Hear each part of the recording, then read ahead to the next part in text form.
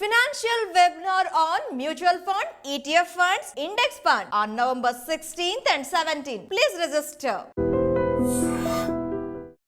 Hi hello నమస్తే welcome back to iDream Media. ఈరోజు మనతో ఉన్నారు మ్యూచువల్ ఫండ్ డిస్ట్రిబ్యూటర్ అయిన పిఎస్ చంద్రశేఖర్ గారు. సార్తో మాట్లాడుతాం. నమస్కారం సార్. నమస్కారం సార్, అదే ఫండ్ డిస్ట్రిబ్యూటర్గా మీకు తెలిసే ఉంటుంది, ఎస్ఐపి విషయాలన్నీ కూడా మీరు మీ క్లయింట్స్తో చెప్పినప్పుడు ఎస్ఐపి చేయండి అని చెప్తూ ఉంటారు.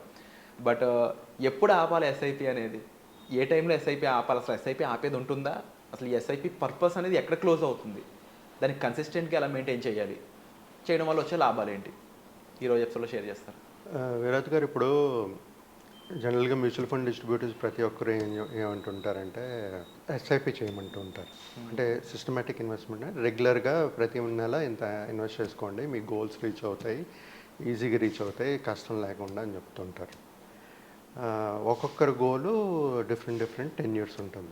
ఫర్ ఎగ్జాంపుల్ రిటైర్మెంట్ తీసుకున్నాం అనుకోండి, 40 years తీసుకుంటే ఒక 20 yearsలో రిటైర్ అవ్వాలంటే అది రిటైర్మెంట్ గోల్. చదువుకి ఒక 10 సంవత్సరాలు 12 సంవత్సరాలు ఉంటుంది, అదొక ఎడ్యుకేషన్ గోల్. అలాగే మ్యారేజ్ ఉంటే మ్యారేజ్ 10 years. ప్రతి ఒక్క గోల్కి మనం సిప్ అనేది స్టార్ట్ చేయమంటూ ఉంటాం. సో ఈ సిప్ ఇనిషియేట్ చేసేటప్పుడు ప్రతి ఒక్క మ్యూచువల్ ఫండ్ డిస్ట్రిబ్యూటర్ ఏం చేస్తాడు, సిప్ ఇనిషియేట్ చేసేసి వదిలేస్తారు. సో వాళ్ళకి తెలుసు, అంటే మనం ఫస్ట్ మాట్లాడుకుంటాము, ఒక రిటైర్మెంట్ ప్లాన్ అంటే 20 సంవత్సరాలు ఉంది, ఇంత కార్పొరేట్స్ కావాలి, ఇంత ఎస్ఐపి చేయాలి మీరని మాట్లాడుకుంటాం, స్టార్ట్ చేసేస్తాం. ఆ గోల్ రీచ్ అయినప్పుడు మనం ఆపుకోవాలి ఆ సిప్ అనేది ఫస్ట్ థింగ్. లేదంటే మనం ఇనిషియేట్ చేసేటప్పుడే 20 సంవత్సరాలే కడతాను నేను, ఈ 20 సంవత్సరాల్లో నాకు ఇంత కార్పొరేట్స్ కావాలని అనుకునేటప్పుడు ఆ 20 సంవత్సరాలకి మనం డైరెక్ట్గా సిప్ ఆ డేట్ నుంచి ఈ సంవత్సరం వరకు 20 సంవత్సరాల సిప్ అనేది డేట్లు పెట్టుకోవచ్చు మనం. దాన్ని గోల్ సిప్ అంటారు. Starting date ending date SIP start చేసినప్పుడే పెట్టేసుకోవచ్చు. సో ఆటోమేటిక్గా ఆ ఇయర్ వచ్చినప్పటికి మన గోల్ రీచ్ అయిపోతాం, ప్లస్ సిప్ అనేది క్యాన్సిల్ అయిపోతాం ఆటోమేటిక్గా. లేదు, ఒక డిస్ట్రిబ్యూటర్ ఏం చేస్తారు, స్టార్టింగ్ డేట్ పెడతారు కానీ ఎండింగ్ డేట్ పెట్టరు. సో ఆ టైంలో ఏమవుతుంటుందంటే మన గోల్ రీచ్ అవుతున్నామా లేదా అనేది మనం మానిటర్ చేస్తూ ఉండాలి. మన రిటర్న్స్ 12%, 13% ఎంత వస్తుంది అనుకున్నామో అది కన్సిస్టెంట్గా వస్తుందా లేదా, మన గోల్ రీచ్ అవ్వగలమా లేదా అని చూసుకుంటూ మానిటర్ చేస్తూ ఉండాలి. అంటే ఒకటి గోల్ రీచ్ అయినప్పుడు సిప్ ఆపేస్తుంటారు. రెండోది సిప్ ఎప్పుడు ఆపుతారంటే సార్, ఒక ఫండ్ పర్ఫామ్ చేయట్లేదు ఆ టైంలో ఒక్కోసారి ఆపుకోవచ్చు. లేదు, ఫండ్ మేనేజరు ఏదైనా మారారు, ఇంకో కంపెనీ మారిపోయారు ఆయన, సో కొత్త ఫండ్ మేనేజర్ ఎవరు వచ్చారు, వాళ్ళకి నచ్చకపోయినా లేకపోతే లేదు ఆ ట్రస్ట్ లేకపోయినా ఆ సిచ్యువేషన్లో కూడా ఈ సిప్ అనేది ఆపుతుంటారు.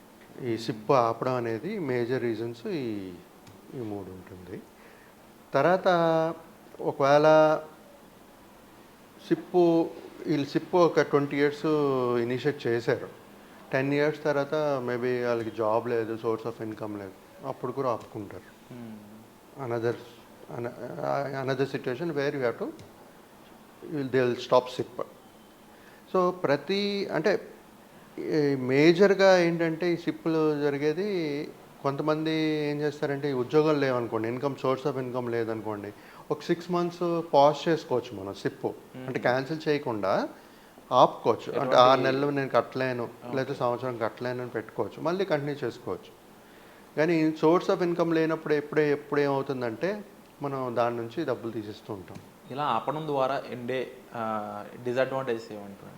ఆపడం వల్ల మీకు ఆబ్వియస్లీ మీ కార్పస్ గోల్ రీచ్ అవ్వడం కొంచెం డిలే అవుతుంది. ఒకవేళ 1 year ఆపారనుకోండి, తర్వాత సెకండ్ ఇయర్ నుంచి మీరు పెంచుకోవాల్సి వస్తుంది, మీ సిప్ ఇంక్రీజ్ చేసుకోవాల్సి వస్తుంది. అది కొంతమంది పెంచుకోగలుగుతారు, కొంతమంది పెంచుకోలేకపోతారు. సో ఆ టైంలో మళ్ళీ గోల్ అనేది ఎఫెక్ట్ అవుతుంది. సో ఈ సిప్ అనేది స్టార్ట్ చేయాలి, ఎప్పుడు ఆపాలో కూడా తెలియాలి. ఆ గోల్స్ వచ్చేటప్పుడు ఆపాలో తెలియాలి, లేకపోతే మీ డబ్బులు లేనప్పుడు ఆపేస్తారు సార్ నేను కట్టలేకపోతున్నాను. డబ్బులు లేక ఆపేయడం, లేకపోతే ఇబ్బందులు వచ్చి ఆపేయడం కాకుండా ప్రాఫిట్స్ ఎలా తీయాలో తెలుసుకొని ఆ టైంలో రైట్ టైంలో ఎస్ఐపి క్లోజ్ చేయడం కానీ రైట్ టైంలో ఇన్వెస్ట్మెంట్ వెనక్కి తీసుకోవడం అనేది ఎలా మనం ఫిగర్ అవుట్ చేయొచ్చు? ఇందాక చెప్పాను కదా సార్, నేను ఫండ్ పర్ఫార్మెన్స్ ఒకవేళ 7 to 8 quarters పర్ఫామ్ చేయట్లేదు అనుకున్నప్పుడు అప్పుడు చూసుకుని ఒకసారి అనలైజ్ చేసుకుని డిసిషన్ తీసుకుని ఆపాలా లేకపోతే కంటిన్యూ చేయాలా అనేది డిసిషన్ తీసుకోవాలి. లేదు అక్కడ ఆ ఫండ్ నుంచి ఇంకేదైనా ఫండ్ మార్చాలా, రీబ్యాలెన్సింగ్ ఏదైనా చేయాలా అనేది మన డిసిషన్ తీసుకుని ఆ టైంలో సిచ్యువేషన్ బట్టి మనం డిసిషన్స్ తీసుకోవాలి.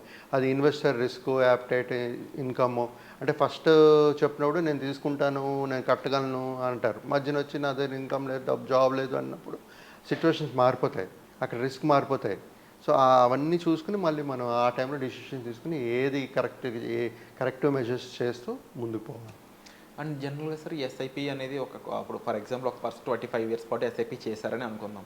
సెటిల్ లంసం రీచ్ అయ్యాక ఎస్డబ్ల్యూపీ చేస్తున్నారు అనుకుందాం. ఎస్డబ్ల్యూపీ విత్డ్రాల్ ప్లాన్ కూడా అమలు చేసుకున్నారు. ఇంకా తర్వాత అప్పుడు కూడా ఎస్ఐపి చేస్తూ ఉండాలా, ఆ పేజ్కి ఇప్పుడు ఎస్ఐపి చేసుకుంటే చేసుకోవచ్చు సార్. ఇప్పుడు వాళ్ళకి ఇంకా డబ్బులు చేసే స్తోమత ఉంది, ఇంకా పెంచుకోవాలనుకుంటున్నారు, ఎస్ఐపి చేసుకోవచ్చు.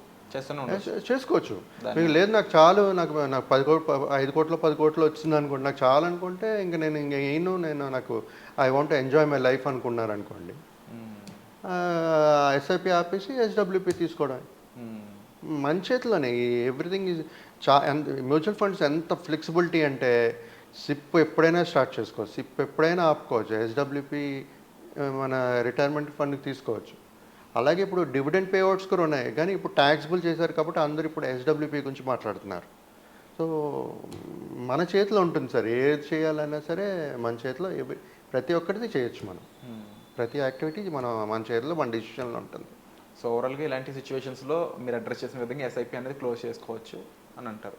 జనరల్గా ఎస్ఐపి ఎప్పుడు ఆపుతారంటే గోల్డ్ రీచ్ అయినప్పుడు. అది బేసిక్గా ఎస్ఐపి అనేది గోల్డ్ రీచ్ అయితే ఆపేస్తారు. మిగతాది మరి డిస్టర్బెన్సెస్ అవన్నీ వచ్చినప్పుడు మరి తప్పదు అవన్నీ.